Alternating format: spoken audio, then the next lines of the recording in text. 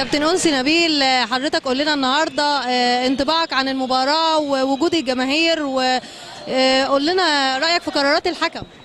لا، اول حاجه يعني قرارات الحكم دوت ماتش ودي، يعني القرارات مش مهم. يعني انا اهم حاجه النهارده اللي احنا لعبنا مباراه جميله، والنادي المصري لعب في بورسعيد بقاله اكتر من سنه ما لعبش، ودي اهم حاجه كانت عندنا، النادي المصري يلعب النهارده. واحنا يعني ما كناش مستعدين قوي، لكن المصري ما بيطلبنا في اي وقت.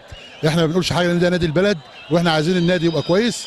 ده اول حاجه. اما فرقه النادي المصري طبعا معاهم مدير فني كابتن صبري، ما شاء الله مدير فني كويس، ومع الوقت هيبقوا كويسين، ومجموعه لعيبه ان شاء الله السنه دي كويسه، وربنا يكرمهم ان شاء الله في الدوري. طمنا حضرتك على اخبار نادي غزل بورسعيد. والله هو الحمد لله رب العالمين. احنا النهارده يعني كفرقه احنا بقالنا دي ثالث ماتش، لعبنا المريخ ماتشين، كسبنا المريخ ماتش وكسبونا ماتش، وده ثالث ماتش في الاعداد. الحمد لله رب العالمين. احنا بنستعد كويس لان احنا بقالنا سنتين نيجي نطلع، حصل مشكله النادي المصري، وبعدين حصل مشكله بورسعيد السنه اللي فاتت، والضغط علينا من الامن ومن الناس في بورسعيد ومن الناس بره اللي احنا ما بنسافرش بره بورسعيد، وبقالنا موسمين بننافس. والسنه دي نتمنى ان الفرقه تطلع والمريخ يطلع دوري ممتاز والغاز يطلع في الدرجه الثانيه.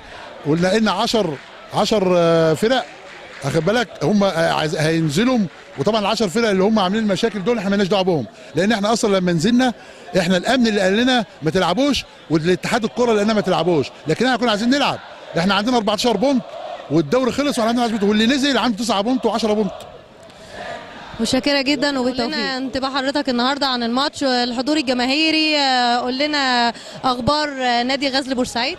واول حاجه انا ببارك للنادي المصري على عودته للدوري الممتاز، والنهارده كان يوم جميل بصراحه، وكان في ود ومحبه، واتمنى من الله سبحانه وتعالى ان الجماهير اللي احنا شايفاها دي تبقى ايد واحده عشان نقف جنب النادي المصري، لان هو ده الكيان الكبير بتاع بورسعيد ودوت ممثلنا.